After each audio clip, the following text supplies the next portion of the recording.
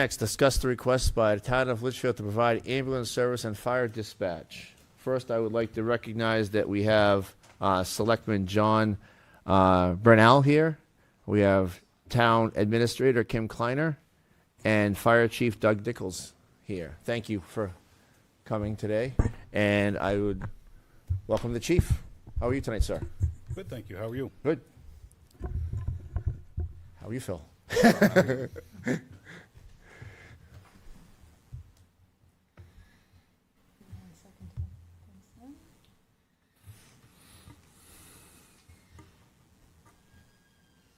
All right, you're good to go. We have no controller tonight. No, I'm your remote control.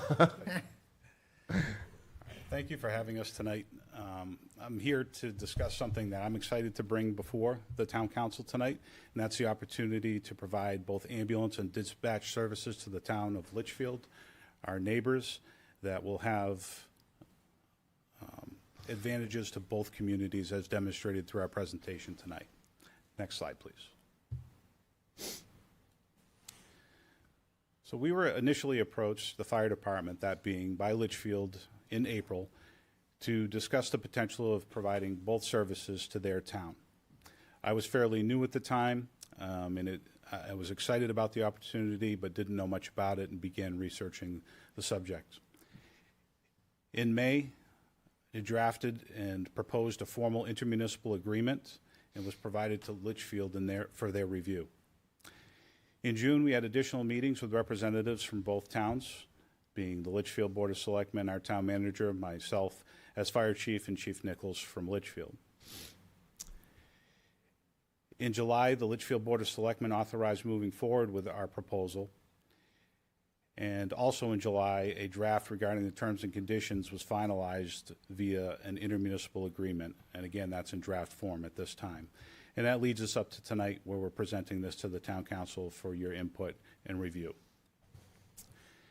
Now, some of the advantages of this enhanced partnership is the long-standing relationship that we've had with Litchfield Fire through mutual aid for many, many years. Back in the 1980s, we did provide their dispatch services prior to them moving over to the town of Hudson, and that was before we had ambulance service. And we've also served as their backup communication centers for more than 20 years. The increased staffing resources available for both towns will benefit their residents, our residents, and we'll demonstrate that further throughout this presentation. The increase in department staffing will benefit Londonderry without increasing the tax rate.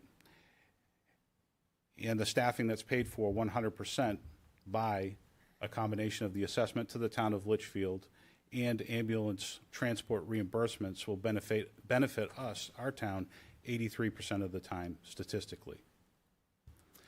By adding more staffing, we're enhancing the safety and well-being of our staff within the Londonderry Fire Department, as well as the citizens and visitors to our community and the community of Litchfield.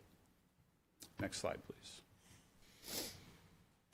The proposal within our communications divisions, that being our telecommunications officers within dispatch, this agreement would be over 3 years and commence on January 1st, 2027. It would add one additional full-time TCO operator to the staff, bringing the total number to 6 full-time staff. The revenue is laid out there in years 1 through 3. Again, this would be a 3-year intermunicipal agreement, and the figures are there before you, years 1, 2, and 3. The assessment model is comparable to the communities of Pelham and Hampstead, which we already serve throughout our dispatch center, and we would be adding approximately 900 more calls of workload for our TCOs, which averages 2.47 calls per day. And within the operations division, again, we're entertaining a 3-year intermunicipal agreement, which would commence at the same time, January 1st, 2027. It would add 4 full-time firefighter and EMT positions. They may be EMT-A or paramedic positions or EMT basic positions, depending on the hiring pool or the candidate pool we're able to draw from. The assessment model is laid out there in years 1 through 3. For purposes of clarity, in year 1, it was initially a proposed $200,000 assessment. Litchfield does have to take into consideration a tax cap that they have in their community, and they propose to move $25,000 from the first year's assessment into year 3. So first year assessment would be 175, which originally was proposed as 200, but then year 3 becomes much higher because the $25,000 reduction in year 1 is then moved to year 3. The assessment model is comparable to surrounding communities. For example, Hudson's current agreement serving the town of Litchfield, and Derry serving both Auburn and Chester.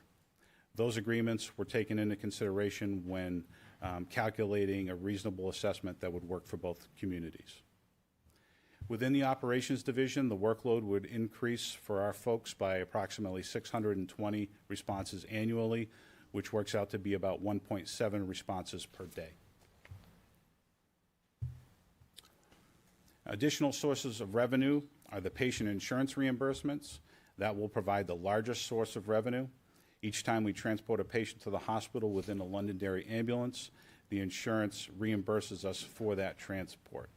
It's also important to note that they reimburse for mileage. In some of my conversations with various folks, some concerns about increased fuel costs, wear and tear on the vehicle, and long-term capital replacement has been discussed. We charge more than $30 per loaded mile when transporting to the hospital. And that calculation is based on breaking down per call what it costs for the increase in fuel, mileage, wear and tear, long-term maintenance, and capital replacement of ambulances. Based on an estimated 10% of responses not resulting in a transport, which we do have to take into consideration, not everybody that calls 911 and has an ambulance response is transported to the hospital. So we account for approximately 10% of our total responses to not result in a transport. And using very conservative historical billing estimates, the insurance reimbursements are estimated at $361,852. Now, Hudson's reported actuals for residents of Litchfield transported in Hudson Ambulance last year was $425,000.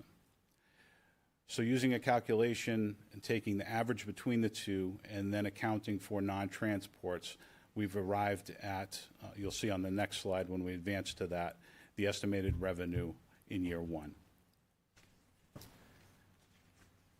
So the total estimates, it's on this slide, my apologies. The total estimate for year 1 of both dispatch and EMS agreements combined together and the figure in the calculation I just discussed is $605,000, $605,309. So year 1 cost to provide services, and this is speaking to the hiring cost of full-time personnel specifically. For firefighter paramedic, wages totals $276,581. That's calculated at a firefighter paramedic coming in at approximately step 4 based on experience. Do we expect that to happen? Likely not. But we used high hiring cost intentionally and low revenue cost, so there are no surprises. In addition to wages, we always need to take into consideration benefits. The total benefits for the 4 firefighter paramedic positions is $216,392. This includes health and dental based on the average of all 3 plans. That would be single plus 1, and family plans, because we do expect a cross-section of those plans to be assigned to the 4 new people who would ultimately accept the positions. It also does account for full retirement contribution by the town. The additional TCO, their wages are listed there at $59,571. Their total benefits for a family plan, health and dental, as well as full retirement contribution by the town is $51,601. Please excuse me, it is a little late. So the total cost of wages and benefits for all 5 positions proposed is $604,146. You subtract those costs from the total anticipated revenue of $605,309, it results in a small net gain of $1,162. Now, the purpose of that is to demonstrate that even anticipating our hiring costs to be very high and our revenue figures to be very conservative, we still end up with a small net gain. We expect that net gain to be even greater. Now, with the deployment of new staffing, there are options available. We will continuously evaluate that and provide the most efficient and cost-effective approach to deployment of the new staffing. Some of that will require discussions with the local labor union and a collaborative effort to deploy our new staffing in the most cost-effective approach, but also the approach that benefits the end users, being the patients, in the most efficient manner possible. No matter what the deployment of new staffing is, what will happen is there will be a better response for our overlapping calls of service annually. As you can see there in 2025, 52.84% of our responses occur when another response is already occurring. That's a significant amount of overlapping incidents every year. This initiative is aimed at reducing the reliance on mutual aid from surrounding communities, which will reduce response times and provide better care to the patients who are calling for our services in both communities. And it will also maximize the amount of revenue that the town sees from our ambulance service, because if we're transporting the patients in our own ambulances from both towns, we will receive that revenue versus a mutual aid ambulance from another town where they would receive that revenue if they transport the patient. Next slide, please. The path forward. After taking everything into consideration, I've determined that the fire department is capable and willing to undertake this increased service demand, this modest increased service demand that has quite a bit of financial benefit for our town. It also helps us move forward towards a path of increasing our staffing, which we have all identified as a need within this town, in a way that does not impact the tax rate. The return on the investment is greater than the increased demand that we are willing to take on as a department. Both towns, the town of Litchfield as well as the town of Londonderry, will receive outstanding service from our outstanding EMS professionals through a sustainable assessment model.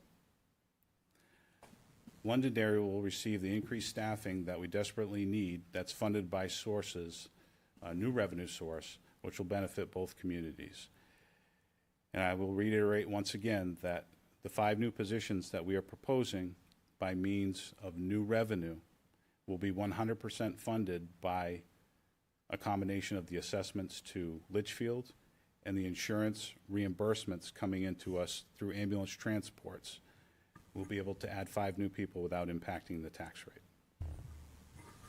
And statistically, 20 hours out of every day, Londonderry will retain that new staff. It will be available to our residents, and it will have, again, no impact on the tax rate. So before I open it up to questions, where I'd be happy to answer any questions you may have, I just wanted to reiterate a few more points. To say once again, I think it's a fair statement that we have all discussed and identified a need to increase the staffing within the Londonderry Fire Department. I can only assume that by way of your support for the recent SAFER grant that we applied for, looking to increase our department by 8 positions, the many, many conversations I've had with residents, the independent reports that have identified additional staffing needs within the community, et cetera. Municipal fire departments have very, very few options when it comes to obtaining additional staff. One, of course, is to increase the operating budget, which substantially impacts the tax rate. Another option is to increase revenue. That can be done modestly through some things like increasing permit fees, et cetera. But it's very difficult to substantially increase your revenue source without taking on increased service demand for a department that provides ambulance service, which leads me into your third option, and that is to accept an increase in service demand for a large return on that investment. And that's what the proposal accomplishes. I'd like to reiterate the point again that our projected hiring costs are higher than what we anticipate to see, while our revenue projections are lower than what we anticipate to see. That was done very intentionally to show the value in pursuing this agreement and the advantages that it has for both communities participating in it. The opportunity to add five full-time employees with salaries and benefits that are covered 100% by a new source of revenue is extremely, extremely rare, especially when that new staffing will benefit Londonderry the large majority of the time, as demonstrated. This is one step in a multifaceted approach from our department to obtain additional staffing. I've already mentioned the SAFER grant. We're looking at the regular budget process and reasonably and responsibly adding staff through the budgetary process, increasing our fee schedules, et cetera. And there'll be more information about that as we move through the budget process and looking at adjusting our fees and charging additional fees for services rendered by the department. That's a topic and a discussion for a future time. And the last point I'd like to leave with you is, I know when I was first hired here and I spoke with this town council, I had mentioned looking at ways to maximize the amount of revenue coming into the department. It's something that I consider one of my specialties from past experiences. This idea may seem foreign to some. It's not foreign to me. For many, many years, we worked under a very similar intermunicipal agreement where my former employer was the host community, and we provided EMS services to 5 municipalities, assessing 4 of them, and seeing the success that it had for all communities involved was a very gratifying thing.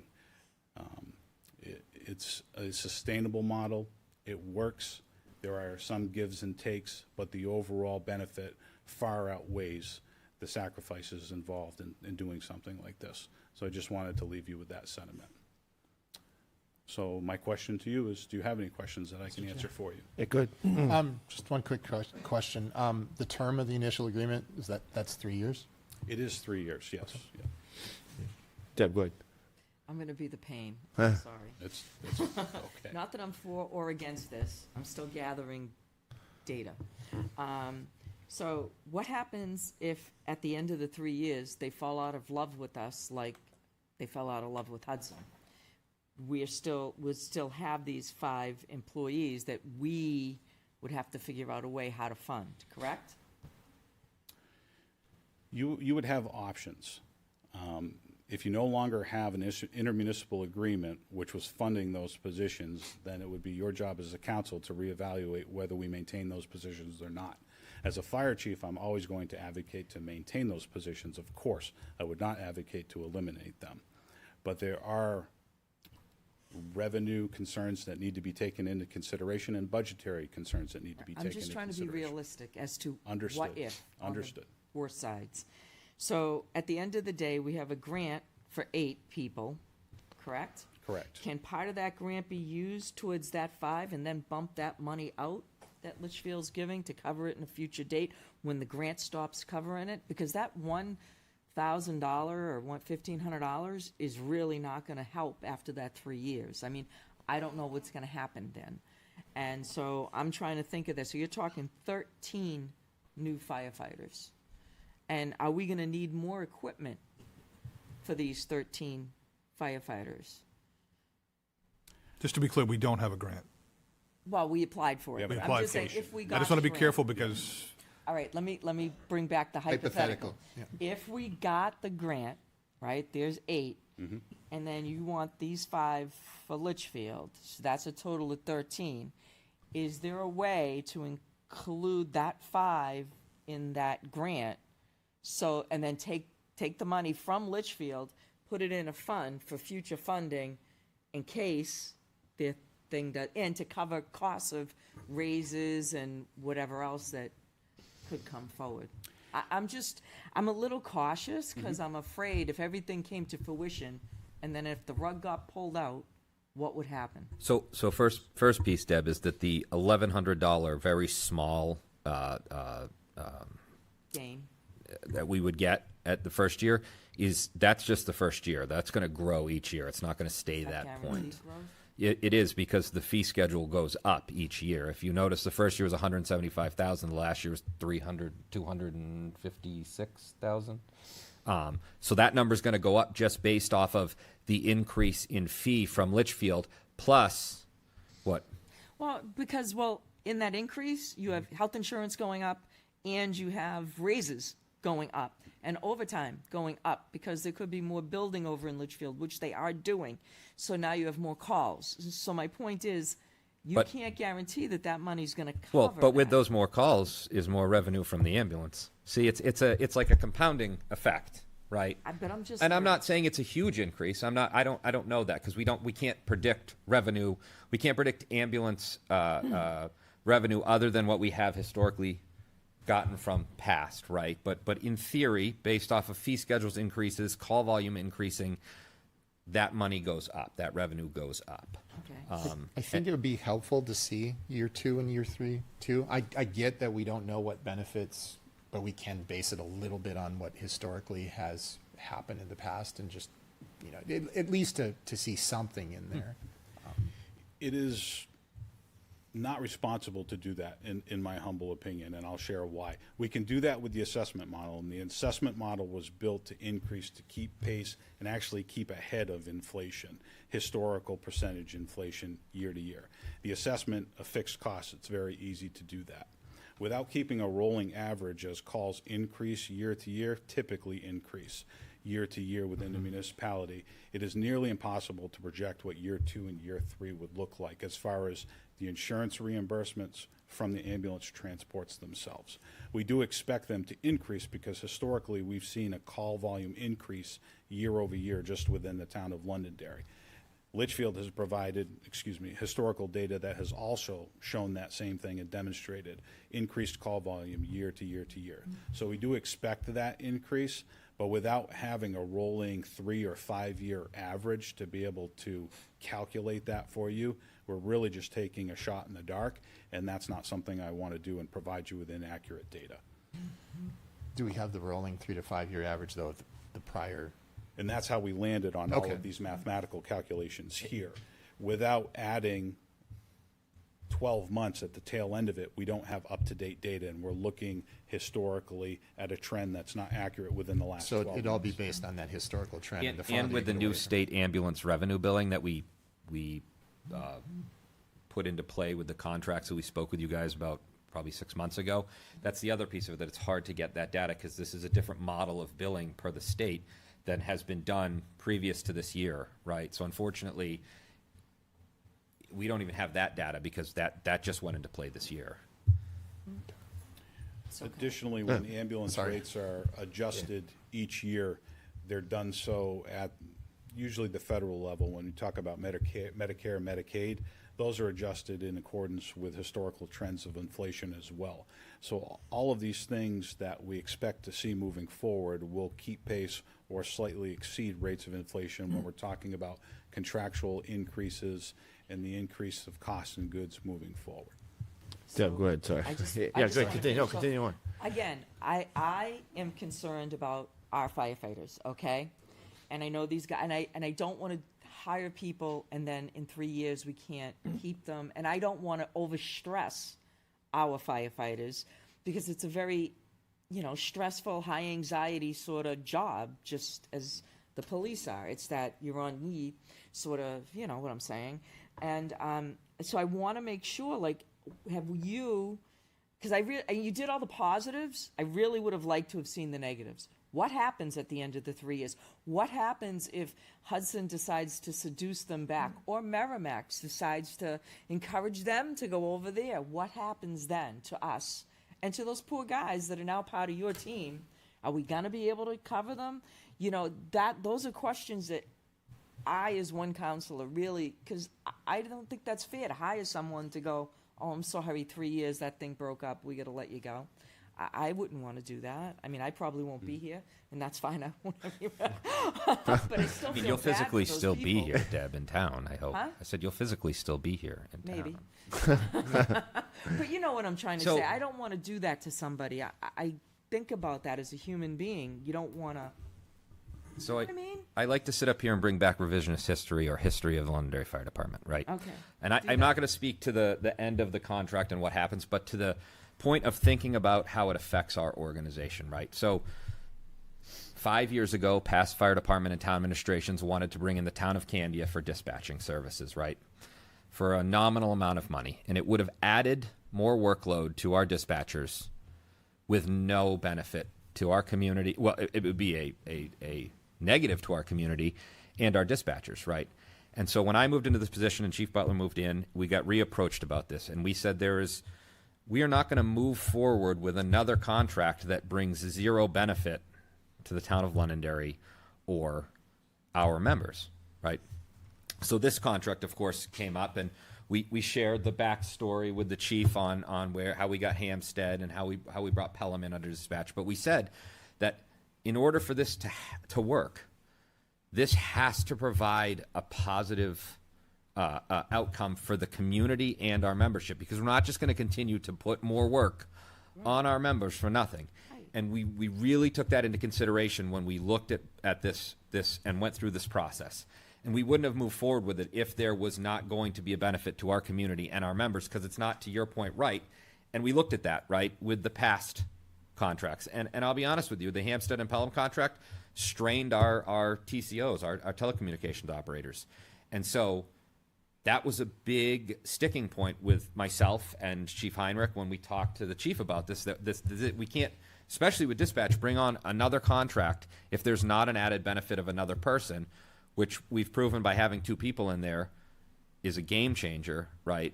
Otherwise, it's bad for our town, it's bad for our members, right? So we took that into consideration when we first even started entertaining the idea of this, right? And we made that clear to Chief Nichols from the onset. If this doesn't benefit our community and our membership, then it's not a value to us. So are we gonna need more equipment, more ambulance, more trucks? So as far as equipment, every firefighter needs to be outfitted with personal protective equipment, yes. And I do believe a combination of our current operating budget as well as the decreased hiring costs and the increased revenue will be able to offset that. Additionally, to your point, trucks, equipment, things like that. If we do nothing different today, we still are going to maintain, as recently approved, 4 ambulances with a 5th mechanical reserve. We're not bringing on an additional ambulance or additional pieces of apparatus or anything like that. But to that point, if in the future, and this should be done now with Litchfield, in seeing heavier volume because of the types of houses getting closer, whatever, more people, it should be built in there that somehow or another we're not solely responsible for buying a new ambulance. Like, they should have to belly up to the bar and pay for half of that truck. Yeah, we own it, we maintain it, but we're using it to help that. Do you know what I'm being forward thinking. Like I said, I'm not against or for, I'm just getting information and trying to find every possible thing that could fall through the holes and make sure we address it and in a logical fashion, so that I personally can look people in the eye and say, this is a really good thing because I feel safe that this and this and this is going to be covered. We're not going to be held holding a basket of cracked eggs. That's all. So if you could provide some clarity on your thought process as to why you feel Litchfield should be buying an additional ambulance. I'm a little bit lost with that concept. Because we're going to have some of our own, we're putting in our own, we have our own, right? But now we're taking theirs on, and as we go forward, right? And I'm not saying they're going to do it like today. I'm saying at the end of the 3 years, if we evaluate this with their building, and I do know that building is going on over there, so with the building that's going on over there and the building that's going on over here, if the call volume steadily increases, that pushes to the point where we need to have another truck, it should be some sort of partnership there, because we might have not needed that, or there would have been less wear and tear on our trucks that we have if we hadn't been sourcing them. They're covering the cost of the firefighters themselves, and that's wonderful. But along with those firefighters, you don't want them having crappy equipment. That just puts them in an unsafe situation, and we don't want to do that. So, and I'm not trying to be greedy or anything. I'm just trying to be truthful in how I see things, which is a scary thing. I'm sorry. So Chief, wouldn't they actually be paying more because their mileage is going to be higher than what our residents are paying? Because the ambulance is going to travel further into their town, so they're going to pay a higher proportion per call, their residents, than our residents do as part of that mileage at $30 per mile for service call. So they are going to pay more, aren't they? And that's what goes towards paying for the cost of that ambulance and running that and the capital costs that go along with it. Isn't that correct? Correct, yes. The longer you travel, the more miles you travel, the more you recoup in that mileage reimbursement. And it's a mathematical calculation, as discussed, to cover such things as capital replacement, wear and tear, fuel consumption, et cetera. To your point, though, thank you for explaining it to me. It helps me see it more clearly where you're coming from.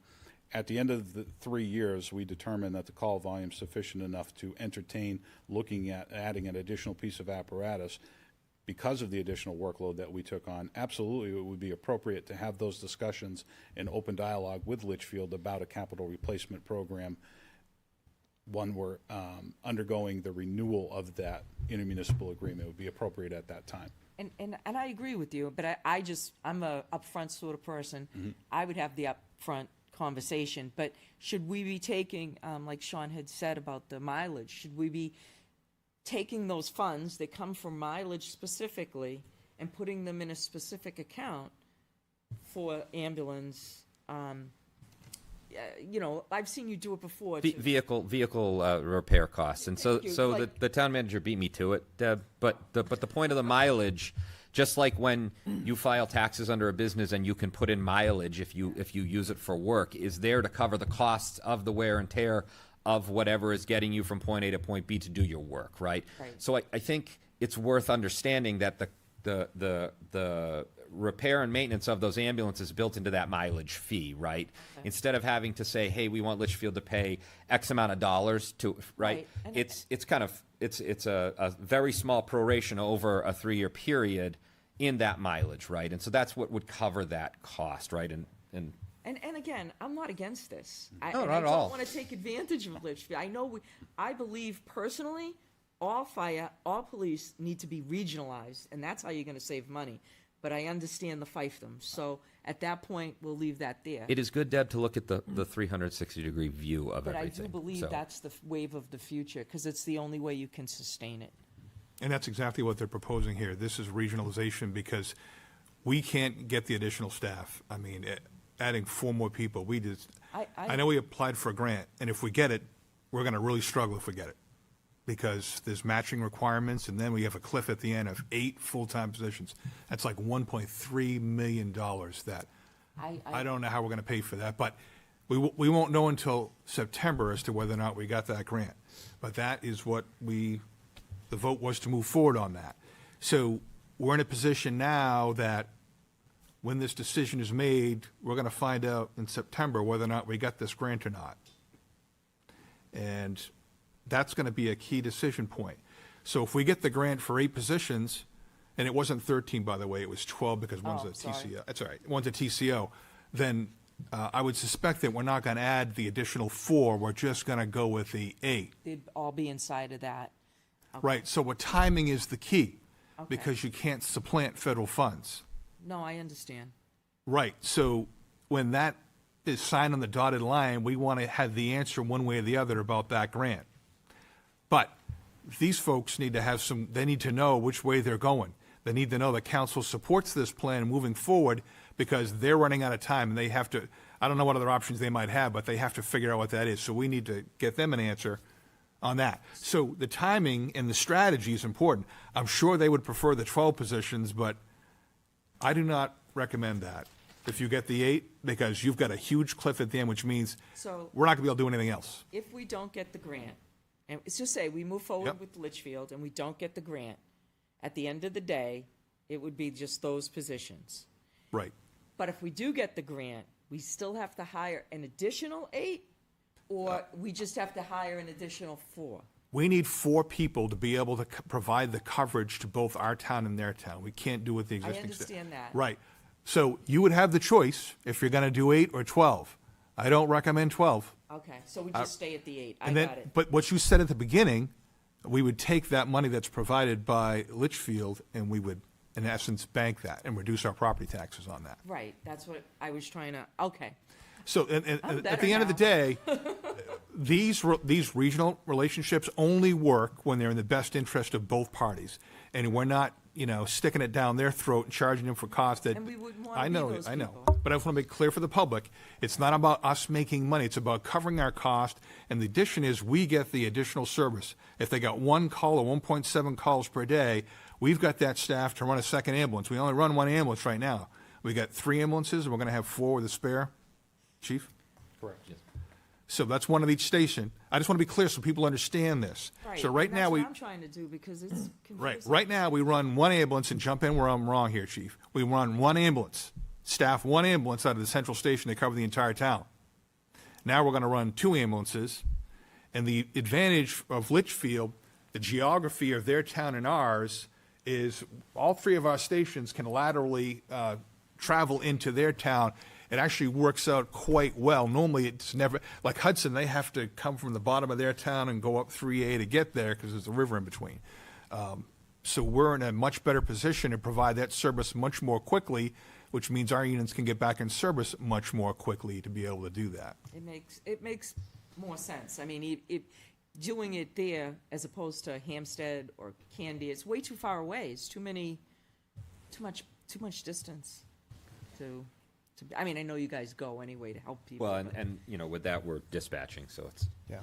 that would be All right, I'm good with my question. I didn't mean to No, hog up you're everything. good. That's what we're here for.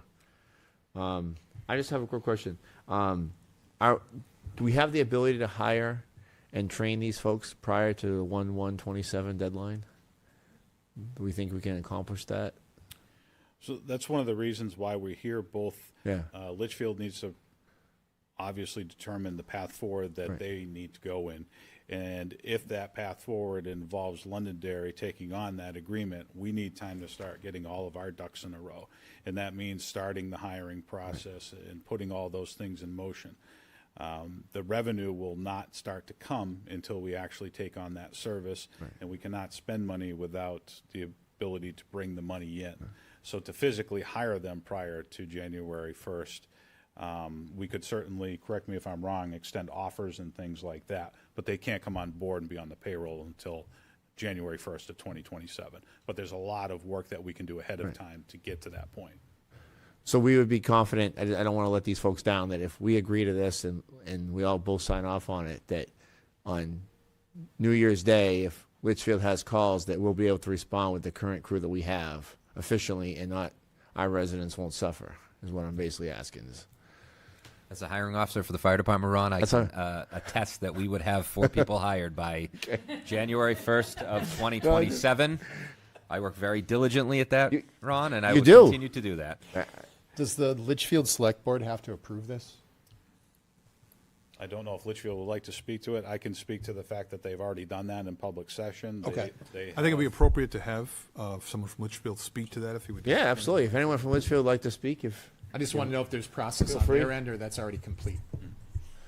I appreciate you guys coming out tonight, so thank you. Evening. Thank you for having us and taking up this opportunity. So the Board of Selectmen. Sir, if you could just state your name for the record. Sorry, John Brunel, Litchfield's Chair of the Board of Selectmen. So the board has already taken this up. We have approved it. Obviously, looking forward for you folks to approve it. We've already put it in our budget. We've already worked through all those logistical things. So we're actually ready to go.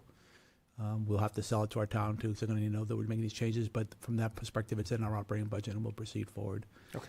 I think what's interesting is, Londonderry, as was stated earlier, has had a good working relationship with our community. Londonderry does respond to our community for mutual aid and does do ambulance coverage when Hudson's not available. So it's a lot of good parities there that'll work well for the community. So we look forward for you folks to actually support it and move it forward. Any other questions for Litchfield? Before we let this, Dan, you have some for Litchfield? Yeah. We can let this gentleman, go ahead. No.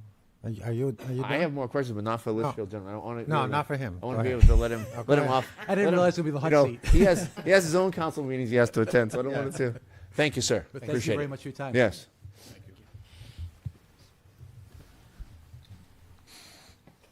I just had one other question. With the ambulance increased fee schedule and obviously the rising number of calls, do the people or the person who bills the insurances, do we need to add on to that end too? Are we good there? Like, will we have enough people to bill out all the insurance calls that we have? That's done through a private contractor. Okay. And they charge a percentage of the amount collected. Excellent. So that's part of the assessments. As they increase, those mathematical formulas are accounted for to account for the increase in the billing percentage. Great. Dan, you're up. First of all, I want to thank our firefighters out there, sitting out there. I want to thank you for everything you do for our community. And I'm sure that's why the community of Litchfield is looking, for service from us because of your professionalism. I want to thank the representatives of Litchfield.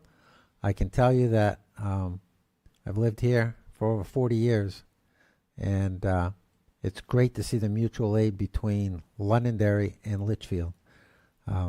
You guys have come here, helped us out. We've gone there and helped you out. I think this is, I just want to say thank you for that. Do you have any assisted living facilities in Litchfield? None. Okay.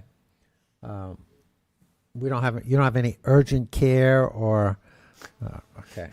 Just because I know all the calls that we get are on the valid fire questions, department. Okay. Yes, they are. Valid questions, Dan. So I remember when Derry was providing ambulance service here to Londonderry. And people were concerned about, oh my goodness, these people are great in Derry and all that. And our communities have grown so much. I think this is, we have a very excellent fire department, and they provide a great service. I also look at, town manager stole my thunder, geographically, when I first looked at this, I said, wow, for Litchfield, this is a plus. Because if you think about it, everything comes from Hudson. They have to head north. They're all in the southern part of your town. The way Londonderry is positioned, we have the North Fire, we have Central, and we have South. So we're just cutting across to you guys and helping you out. So I think this is something that I want to look into further. I think it's a great deal. I know that, Chief, when you came on, I was in your office. We talked about this. And most people would be going, yeah, extra revenue. I'm going to go look at that. He didn't do that. He said, let's look into this a little deeper. I'm not sure if financially if this would be a good thing for Londonderry. I'm glad you guys did a really good deep dive on this. And, from talking with you, Phil, and about this, and Chief, I think that this is something that I am willing to explore further. And I think it would be very beneficial for Londonderry and beneficial for Litchfield. Any further discussion or questions? All right, we have this on the agenda for August 17th, so if anyone has any further questions or anything in the meantime, please reach out. Thank you.